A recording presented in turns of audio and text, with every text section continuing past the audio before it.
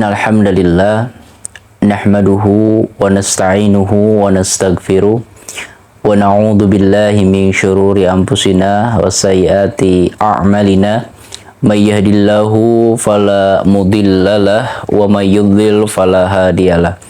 Asyhadu an la ilaha illallah wa asyhadu anna Muhammadan abduhu wa rasuluh alladzi la nabiyya ba'da.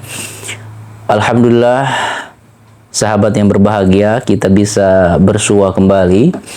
Insya Allah pada kesempatan hari ini kita sama-sama mengkaji diri, sama-sama mengevaluasi diri. Karena sebagaimana nasihat salah satu sahabat yang mulia, yaitu Umar bin Khattab radhiyallahu anhu, beliau memberikan sebuah nasihat yang indah. Hasibu anfusakum qabla an tuhasabu. Hisablah diri kalian sebelum diri kalian dihisab oleh Allah Subhanahu wa taala.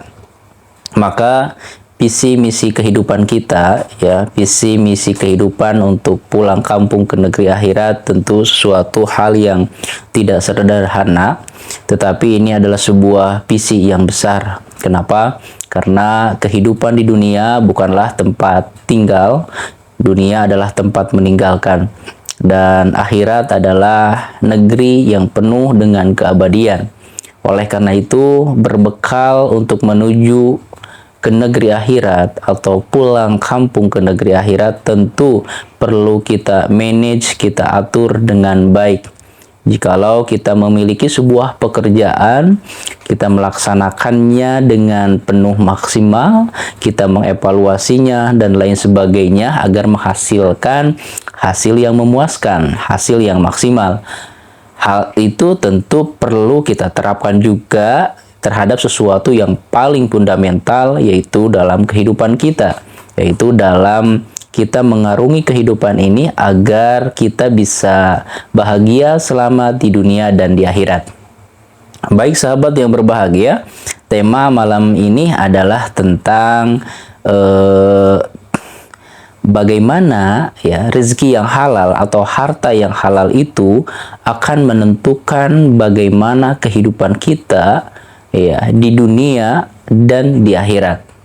Harta yang halal yang mungkin secara sekilas seperti tidak menentukan kualitas kehidupan kita, tetapi dalam sudut pandang Islam, harta yang halal merupakan sebuah hal yang fundamental dan termasuk kepada larangan-larangan Allah agar kita tidak memakan sesuatu yang haram. Allah Subhanahu wa taala berfirman, A'udzubillahi minasyaitonir rajim. Ya ayyuhan nasu kulu mimma fil ardi halalan thayyiba wa la tattabi'u khutuwati syaitan innahu lakum aduwwum mubin. Ya ayyuhan nas, wahai manusia, kullu mimma fil ardi, makanlah dari apa-apa yang ada di bumi itu halalan thayyiba, yang halal dan yang baik. Wala tattabi'u khutuwati syaitan, dan janganlah kalian mengikuti langkah-langkah syaitan. Innahu lakum aduwwum mubin. Sesungguhnya setan itu adalah musuh yang nyata buat kalian. Di sini Allah menegaskan bahwa kita selaku manusia diperintahkan oleh Allah Subhanahu wa taala untuk memakan apa yang ada di bumi itu yang halal dan yang thayyib. Dan makanan yang halal ternyata dalam perspektif Islam, dalam sudut pandang Islam, ternyata menentukan kecerdasan seseorang, menentukan bagaimana alur kehidupannya.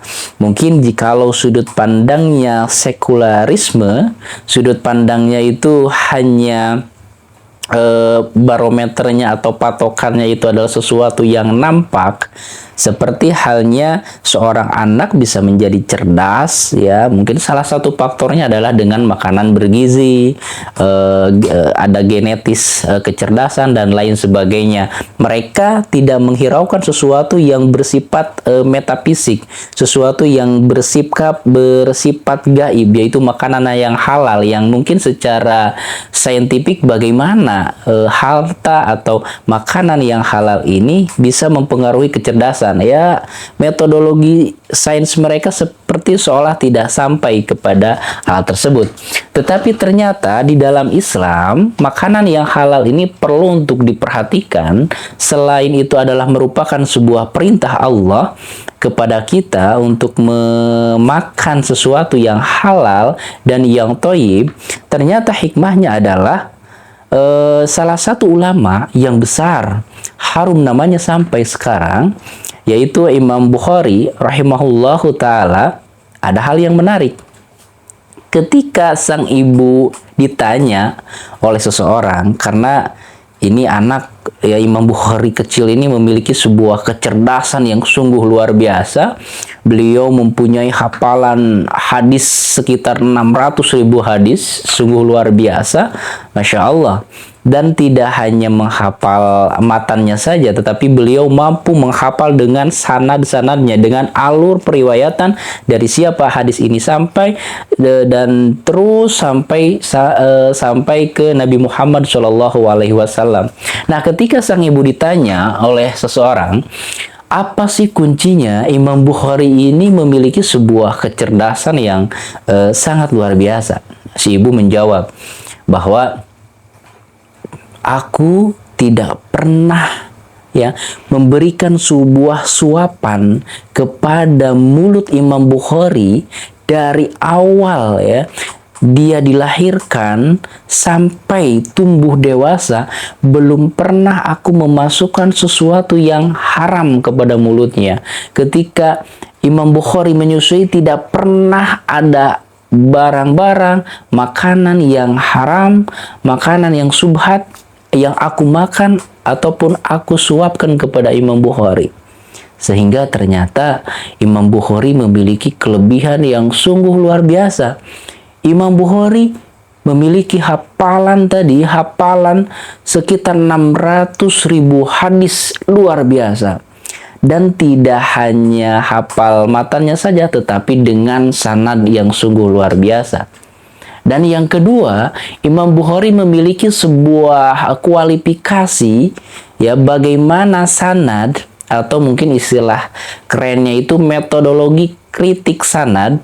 Bagaimana Imam Bukhari ini ketika mendapatkan sebuah hadis itu harus ada sebuah kualifikasi, harus ada syarat. Yang pertama, seorang rawi tersebut atau orang yang menyampaikan hadis sabda Rasulullah SAW ini harus seorang yang soleh. Jadi ketika terlihat dia melakukan sebuah hal yang kurang etis, kurang beradab, contoh sederhananya itu mungkin ketika dia mengembala domba, dia prank itu domba untuk masuk ke kandangnya dengan menggunakan menggunakan dengan dedaunan agar mudah digiring ke kandangnya, kan itu sebuah yang kezaliman, sebuah prank kepada hewan. Ini saking ketatnya Imam Bukhari melakukan sebuah seleksi hadis dan sanadnya. Dan yang kedua juga, Imam Bukhari memastikan bahwa si rawi ini adalah seorang yang kuat hafalannya. Jangan sampai lemah hafalannya. Kenapa? Karena tidak masuk kualifikasinya. Dan selanjutnya juga memastikan bahwa deretan sanadnya itu nyambung kepada Rasulullah SAW. Dan yang ketiga, ini hal yang luar biasa adalah hasil dari bagaimana ternyata seorang wanita yang luar biasa menjaga dirinya dan anaknya dari harta-harta makanan yang haram, menghasilkan sebuah produk, menghasilkan sebuah generasi yang soleh luar biasa, kecerdasan yang tiada tara. Imam Bukhari menyusun sebuah kitab yang monumental, sebuah kitab yang masyhur sampai sekarang, dijadikan referensi dalam keagamaan, dalam agama Islam. Bahkan para ulama ya banyak mensyarah kitab Sahih Bukhari ini ya, seperti Ibnu Hajar Al-Asqalani ya membuat syarah kitab Sahih Bukhari ya, beliau memberikan judul Fathul Bari. Nah, ini menandakan bahwa Imam Bukhari memiliki sebuah kecerdasan yang sungguh luar biasa. Beliau menyusun kitab tersebut sekitar 16 tahun lamanya, menyusun, mengkualifikasi, menyeleksi, dan lain sebagainya, sehingga benar-benar terkristalkan karyanya tersebut ya, diolah sedemikian rupa sampai kurun waktu 16 tahun lamanya. Dan hadis yang dimasukkan ke dalam kitabnya itu dari sekitar hafalan yang 600.000 itu hanya sekitar 7.200-an yang dimasukkan ke dalam kitab Sahih Bukhari tersebut. Dan ternyata ya, kitab beliau ini adalah satu-satunya kitab yang paling sahih setelah Al-Quranul Karim. Maka inilah pentingnya bagi kita yang ingin mendapatkan keberkahan hidup, yang ingin membangun visi misi kehidupan bukan hanya di dunia, tetapi sampai ke negeri akhirat dan menghasilkan sebuah investasi keakhiratan, anak soleh, karya yang bermanfaat, dan sesuatu yang bermanfaat lainnya adalah makanan yang halal, harta yang halal, jangan sampai disepelekan. Oke, sahabat.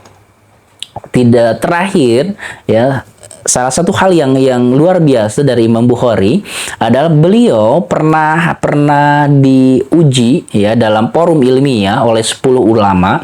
Bagaimana 10 ulama ini menguji kecanggihan otak Imam Al-Bukhari, yang dimana 10 ulama ini mengacak jalur sanad, jalur rawi atau orang deretan orang-orang yang menyampaikan hadis ya, dari Nabi sampai Bukhari sampai terakhir, diacak sedemikian rupa. Dan luar biasanya Imam Bukhari mampu menyusun deretan sanad itu dengan urutan yang benar setelah diacak-acak ya oleh para ulama untuk mengetes sejauh mana kecerdasan, ketangkasan dan intelektual Imam Bukhari rahimahullahu taala. Dan akhirnya para ulama pada saat itu mengamini, memberikan sebuah legitimasi, memberikan sebuah pujian kepada Imam Bukhari, bahwa Imam Bukhari adalah memiliki sebuah kemampuan yang luar biasa dan tidak bisa dipandang sebelah mata keilmuannya, wabil khusus tentang hadis-hadis Rasulullah Shallallahu Alaihi Wasallam. Maka poin selanjutnya adalah berkaitan dengan harta yang halal ya, atau makanan yang halal ini adalah apapun yang kita usahakan, yang kita berikan untuk keluarga yang kita cintai, kita berikan kepada anak kita, kepada istri kita, dari rizki yang halal, dari keringat kita mencari nafkah untuk mereka, yakinlah itu bukan sesuatu yang sia-sia. Itu merupakan sebuah sedekah di jalan Allah Subhanahu wa taala. Sebagaimana sabda Rasulullah Shallallahu alaihi wasallam, "Wa ma anfaqahu rajulu ala ahlihi fahuwa shadaqatun. Wa inna rajula la yujaru fi nukhmatin yarfa'uha ila fi mar'atihi." Ya, sesungguhnya apa yang seorang laki-laki sedekahkan, yang dia berikan kepada keluarganya, bahwa sodakotun, itu adalah sedekah, itu adalah sodakah yang pasti itu menjadi sebuah ibadah yang menghasilkan pahala untuk kita selaku kepala rumah tangga. Dan hal yang sederhana, sesungguhnya seseorang itu la yujaru, akan diberikan pahala atas suapan. Ini metafora yang begitu indah. Akan diberikan pahala seseorang yang menyuapi ya, suapan yang disuapkan ke mulut istrinya. diberikan sebuah pahala. Inilah salah satu hikmah yang sungguh luar biasa, bagaimana setiap langkah, ayunan langkah kita, setiap hembusan napas kita, setiap ikhtiar kita, setiap lelah kita yang kita niatkan lillah, maka itu akan berbuah jannah. Dan selanjutnya sahabat, dalam sebuah hadis Rasulullah Shallallahu Alaihi Wasallam menceritakan kepada kita, yang mengingatkan kita akan pentingnya makanan yang halal, minuman yang halal, pakaian yang halal, tempat tinggal yang halal, tidak terkontaminasi dengan sesuatu yang haram. Kenapa? Karena itu akan menjadi sebuah penyumbat melesatnya doa kita ke langit, akan menghalangi doa-doa yang kita lantunkan kepada Allah, ya itu tidak tembus, itu menjadi tertolak, tidak didengar oleh Allah Subhanahu wa Ta'ala. Kenapa?